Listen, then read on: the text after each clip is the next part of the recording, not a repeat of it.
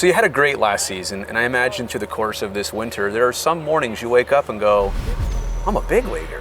And maybe you didn't forget about it, but it's kind of that realization that probably keeps sticking with you.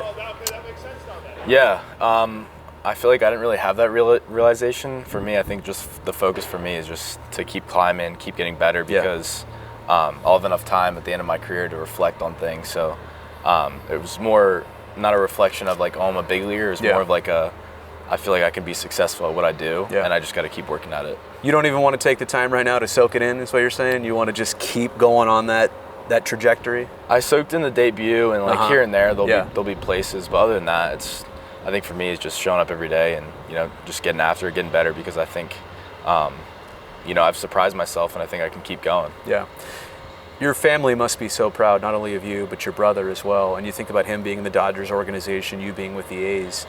I say, what are the chances that like two brothers make it to pro baseball? But maybe there is something to that your family and the way you were raised and your work ethic and your given abilities, maybe it just does lead to that. Maybe it's not a coincidence. Yeah, 100%. I think me and Jake have been, blessed and super lucky to have parents and, both great work ethics and, in their job, and then especially in the community, and just being very selfless people. And I think that's just a reflection of who Jake and I try to be. Yeah.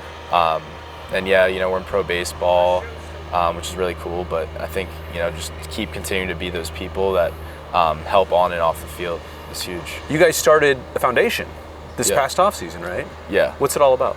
So it's basically just it's the Gelof Brothers Foundation. So it's something that we started this past year, kicking it off with a camp over Thanksgiving break with roughly 80 kids. And it was just the goal of the foundation. It's getting kickstarted right now, but for us, it's just affecting the youth and just making sure that, it's a healthy, kids growing up, and they obviously have guys to look up to. And growing up in the Rehoboth Beach, Delaware area, we didn't really have many guys to look up to. So for us, that was something huge, is to give back to the community. And we're not even really sure where it's going to take us, but I think it was just important for us to get hit the ground running with it and, see where it goes. He's how old? He is 21. And you're only turning 22 in a few days. You're only a couple years older, right? Yeah. What's the date today? February. Well, when we show this, it'll be months later. Okay, so it'll be February 25th. So Jake will be 22 by this time. I'm just saying, for two guys in their early 20s to have their own foundation like that, I feel like you guys are either aware or well ahead of the curve of maturation. It's a very mature thing for you guys to already be doing in your life, don't you think? Yeah, 100%. It's cool. Yeah, I think for sure. I think where we're at in our life is that there's a lot of people that followed us in our career at UVA and then getting drafted, and even in the minor leagues, which is pretty tough to do. So I think it was just us realizing that we have a pretty great platform that we can use it right away, and we don't need to wait for more success. I think the earlier you can do it and positively affect other people around you is crucial. You mentioned Delaware. I've been through Delaware in the car. Yeah. I'm from California. I don't know much about Delaware, and I'm saying that like respectfully. You grew up there. Do I need to give you an elevator pitch? Yeah, well, or that, or like just the 30-second version of it. I mean, what was it like growing up there? And you mentioned there's like not a lot of ball players maybe to look up to. So what was it like just overall growing up there? Overall, I mean, Delaware is the second smallest state. It's second to Rhode Island. There's no sales tax, so there's a lot of shopping that goes on. A lot of Black Friday shopping. There's no big airports in Delaware, so like we have to travel 2.5 hours to go to BWI and Baltimore. Okay. So there's that, but it's pretty nice because I feel like it's the cleanest and nicest beaches. Yeah. In my town, there's Rehoboth Beach, more like community based, and then Dewey Beach is where everyone goes on their senior week in high school and even in college. So it's more of a party town there. But I mean, everyone's just so down to earth and go with the flow. But ultimately, like we'd go. What you asked me what life was like is we play baseball at Sports of the Beach in Georgetown, Delaware, and then we'd get the early games because we know the person who draws up the schedule, and then we go to the beach and being off the field at 1 o'clock and then being at the beach at 1:30. So okay, I'm sold. I'm sold. Yeah. So in the same way, if I say I rep the Bay, you rep Delaware. Yeah, right. I would say you're proud of that. Yeah, I love it. I love where I come from. You're also a really good high school soccer player, I heard, and you also had a 4.02 GPA in high school. I think so, something like that. Yeah, you could Something say. like You that. could just wink and nod. Yeah. Soccer just never panned out, or baseball, you were just so far ahead. What happened there? I love playing soccer, but I just don't think that I love the process of getting better in soccer. Like, practice was fun, but I loved every single little thing of baseball where, where the fielding and the little things there, the dealing with failure, and I'm addicted to baseball and soccer. Your thing. Soccer I loved and played it obviously throughout high school, but I think baseball from a young age was always my passion. Striker, midfielder, defender? I played defensive mid, but I'd go up because I had to score goals. So all right. did it all. You were also, again, through my stalking and research, class president all 4 years in high school? Yes, I was. That was when.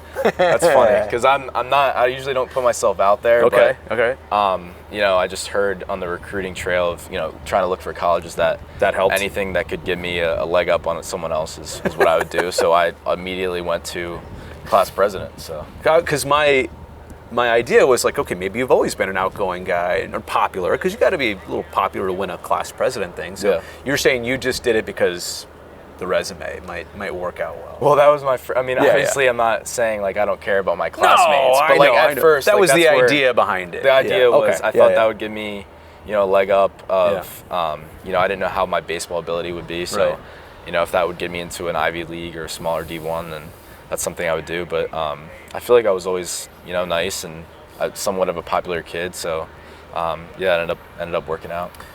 Your parents, Adam and Kelly, both lawyers. Is that correct? Yes. Yep. So, growing up with not one but two lawyers in the house. Again, this is my idea of it. There's a lot of order, maybe, or it's very organized, and these are two detail-oriented people. You can imagine how arguments went in the house. You got to be sharp. Yeah. You got to be smart. You got like. There's no laziness around the house. Right, and there's no. I mean, it's tough enough to go against one lawyer when you're arguing, but you can't pit mom and dad against each other. Yeah, I mean, when you're going 1v2, or even if it's a 2v2, me and Jake versus them, it's like you're not going to win an argument or get remotely close to it. The rarity of, again, two brothers being in pro baseball. How about the rarity of two parents being lawyers? Did they meet in that fashion because of their industries and careers, or? Yeah, they met in law school at Widener University in Wilmington, Delaware. Yep. Okay, and they're big A's fans, and I know you've told this story before. I've heard a little bit of it, but I would love to kind of hear the basic version of it again. They have a connection to the Coliseum. Is that correct? Yeah, I think I'm going to be botching the story a little bit, but I know that they went, I don't know if it was their honeymoon or something. They really didn't have a dollar to their name, but I think the bachelor party or whoever was in the wedding helped get them to go out there, and they went to an A's game, and on the scoreboard it said my dad had to pay someone in the booth or something and said, hey, thanks Kelly, thanks for marrying me, love you, or whatever. So just pretty cool that getting drafted and then ultimately making my debut in the Coliseum has been pretty cool. Yeah. You could have landed with any big league team, I suppose. You don't get the choice of who drafts you or if they trade you or whatever. Yep. Do you feel like maybe even because of something like that, and you're from the other side of the country, is there some like, not karma, but is there something like inevitable going on here why you're starting your career with the Oakland A's? I don't know. I've always been a person that believes in everything happens for a reason. Yeah. And fate. Good fate. one. And Yeah. I've always been I was a little salty with the draft process and going through that just because of things that happened, and ultimately, I'm just thankful because it led me to, I feel like, a great organization that just has top to bottom just great people through players and staff and coaching. So I'm right where I want to be, and I've loved it so far. Watching last year's World Baseball Classic, like, it's been around for a while, but I feel like last year was the first time it just went over well, and it had some storylines, and some of the stadiums were packed, and you were part of it. Yep. Two things. What was it like to take part in an event like that honestly had baseball stars of all different kinds of backgrounds and stories?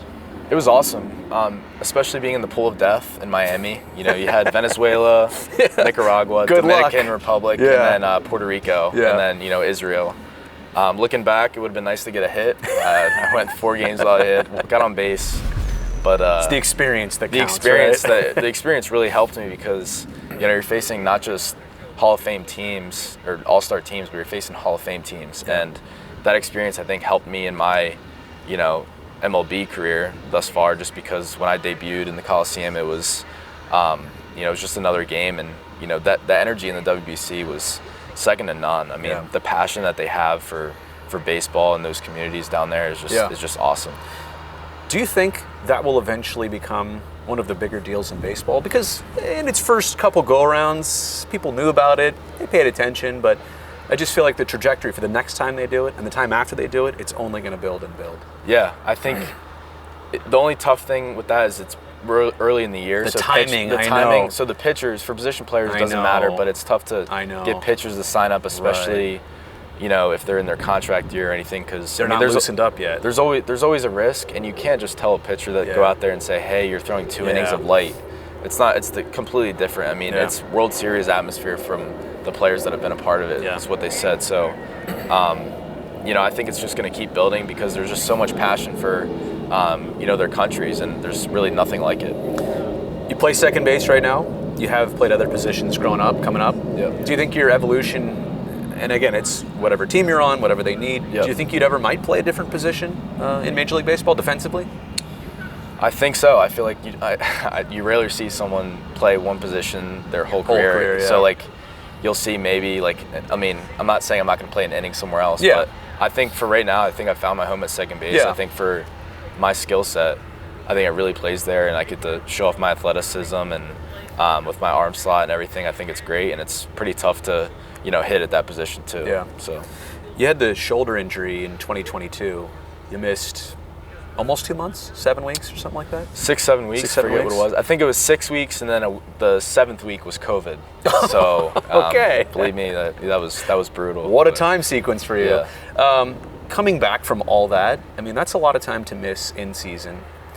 What's that experience like when you're trying to come up, you're trying to impress, and you have a setback like that where the season goes on without you, and you're trying as hard as you can to get back into it?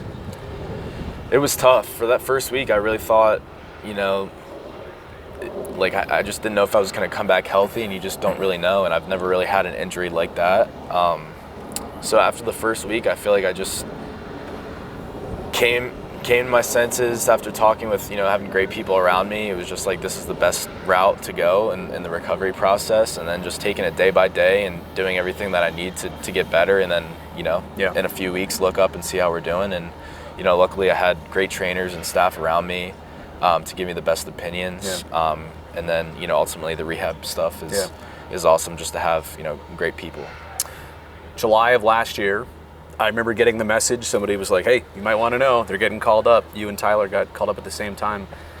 Do you remember getting that news? Was it a special word to you, or was it just in passing, or you got a text, or how did you find out? It's a funny story. So I feel like when you get the call up, it's always going to be in your manager's office in AAA. Right. All your teammates bombarding you, and somebody's going to videotape it. Videotape, right? Yeah, it gets posted on X or Twitter or whatever. So right. My experience was not like that. It was over All-Star break.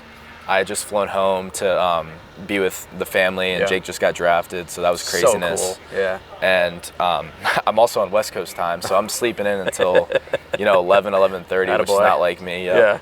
And just in my boxers, roll over. My phone's dead. Plug it in. Wake up at 11:30, and I've got like 5 phone calls, missed phone calls, and text messages from Fran Reardon, our AAA manager. Yeah. So I was like, all right, come on, man, this has to be it. I immediately roll over, call him. I'm like, hey, Fran, how's it going? He's beating around the bush a little bit, asking how I'm doing, and I think I said, I'm wearing the Dodgers hat all the time, but don't worry, I'm not getting used to it. And he finally found his chance, and he's like, all right, well. Good, because you're going to be wearing the A's hat on Friday against the Twins. So love it. Being able to share that with my family and run down, and they were all together, was pretty cool. It would have been nice to share it with teammates, but at the same time, like I said, everything happens for a reason. And you came up and you had success instantly, which I realize happens for some, and then it goes away, or some don't have it, and then they have it, and then it goes away. But you were just so consistent right out of the gate last year. I mean, the call up in tandem with a pretty good first impression that you made. I mean, it seems like last season was just about as good as it gets in terms of your first go-around of Major League Baseball. Yeah, what I'm thankful for is I think it was enough of a sample size for me to go through ups and downs, and easily could have been after August and getting like the Rookie of the Month. If the season ended there, I would have been on a super high note and thinking that, I have to have these certain numbers. But for me, I'm just thankful to, get enough games where I could go through the ups, and then went through a small spurt, and then knowing to just stick to my routine and stay confident, and just taking it, day by day, and having success with that. What's going to make you this season and moving forward just not feel like a rookie anymore? Or do you kind of want to feel like you're still one of the new guys? I think it's good and important to keep that energy of just being a young kid playing baseball, but then also getting your work in to be on the field and be ready to compete at 7 o'clock. So that's something I'm going to continue to do. But, you always have to have fun, and that's something that, I want to continue to have until, I'm done playing, which hopefully is in a long time. I hope you can keep it as long as possible. I do.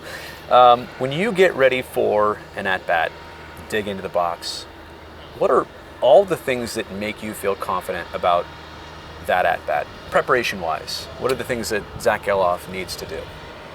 What I need to do is just stay loose and be confident in who I am. I step in the box and do the same thing with my routine of when I step in the box, put the right foot in, rubbing the dirt, whatever it is, and just really getting confidence from my preparation and knowing when I step in the box, I don't think it every time, but when I step in the box, I know that I've done everything in that day and leading up to it that I needed to do to be ready to go. And what are some of those just overall basic things? Well, I just feel like I do what I need to do in the weight room to be ready. I do what I do in my routine in the cage to not do too much, but also know what makes me successful.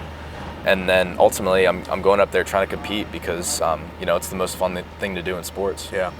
Is there such a thing as too much video, too much advanced scouting? Is there see ball, hit ball does still exist. I feel like maybe not in this age anymore.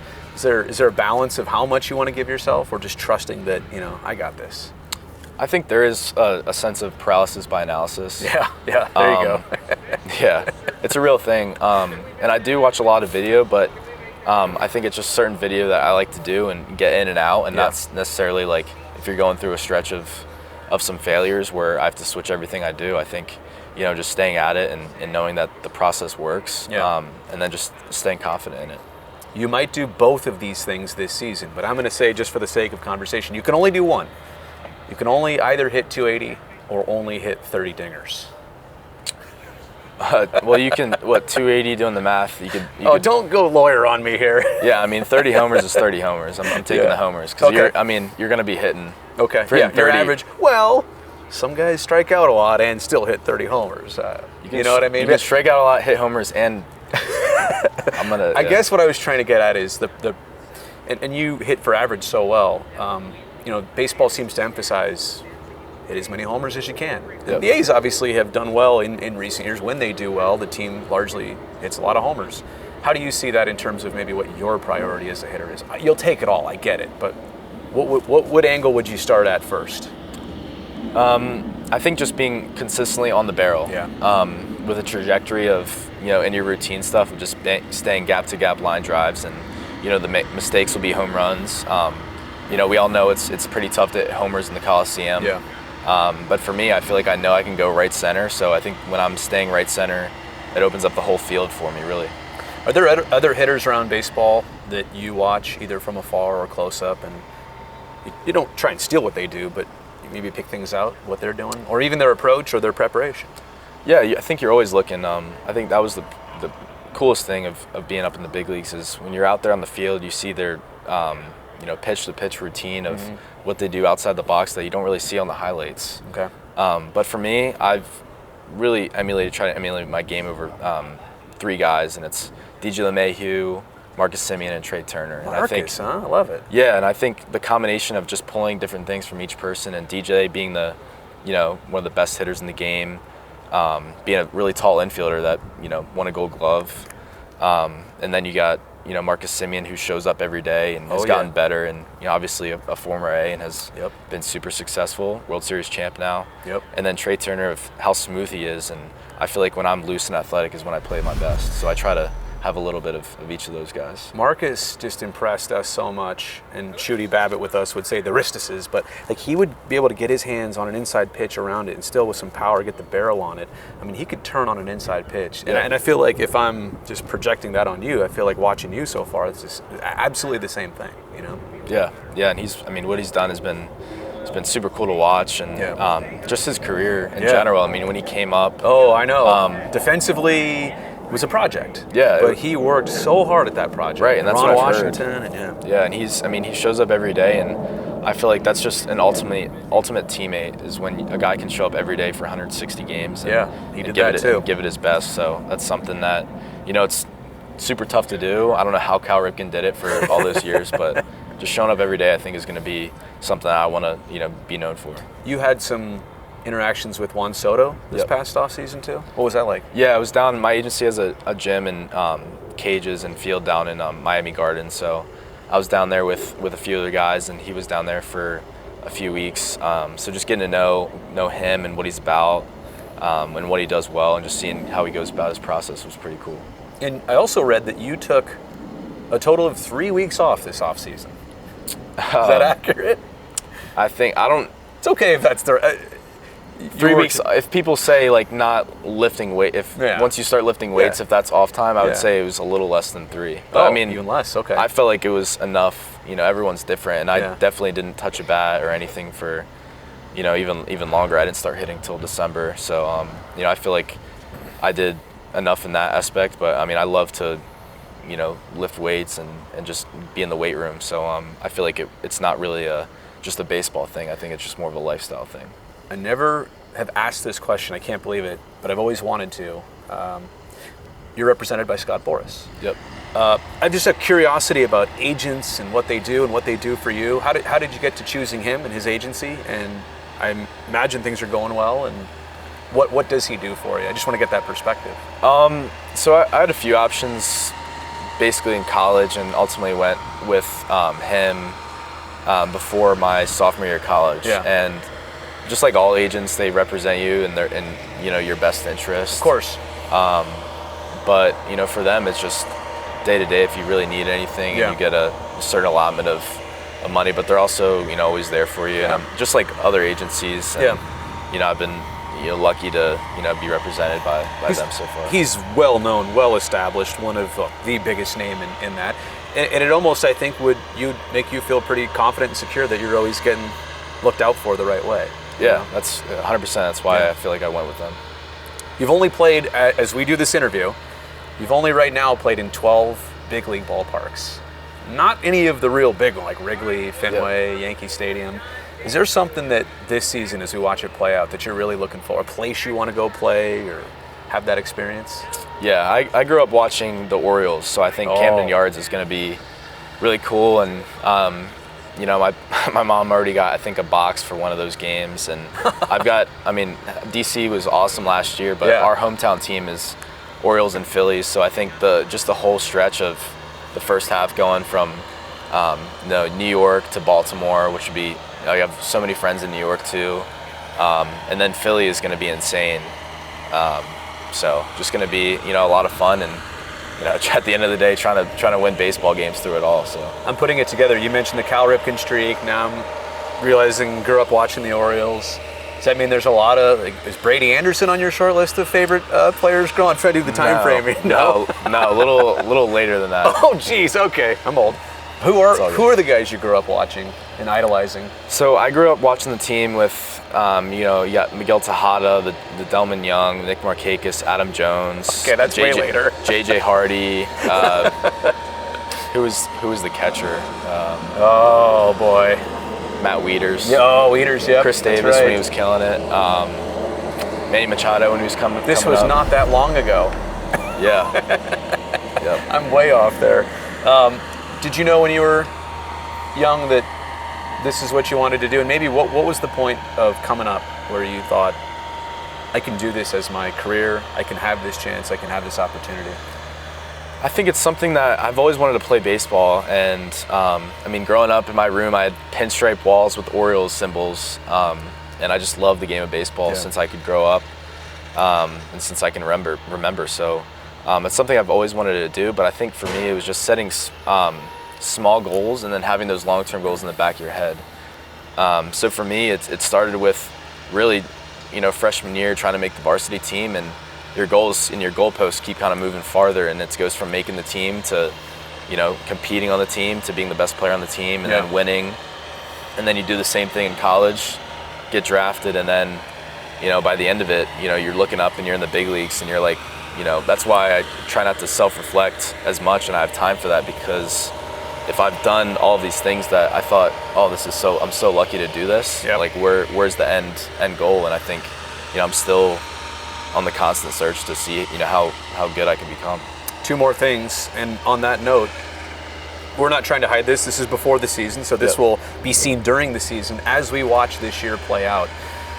How do you target a goal, who you want to be, what you want to try and get done this year? I know I'm not asking you for stats and numbers, but you have something that you're aiming for 2024.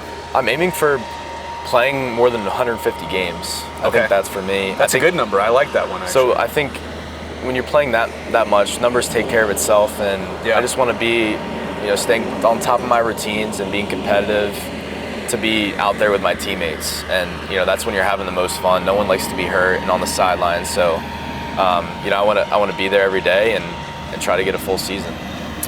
And I've been using on television Gelof Me. Chris Carey, one of our new announcers, says Gelo shots. There's a lot of plays on your name. Do you approve or disapprove of anything? Do you not want us to do anything? I don't care. As long as I'm giving you reasons to say those. Good content. Yeah. I love hopefully, as long as I'm giving you guys enough content, then I think we'll all be happy. So, Holy Toledo. Well, it's been a pleasure to chat with you. Obviously, best of luck this entire season, and we'll see you around. Awesome. Thank you so much. Appreciate it. All right.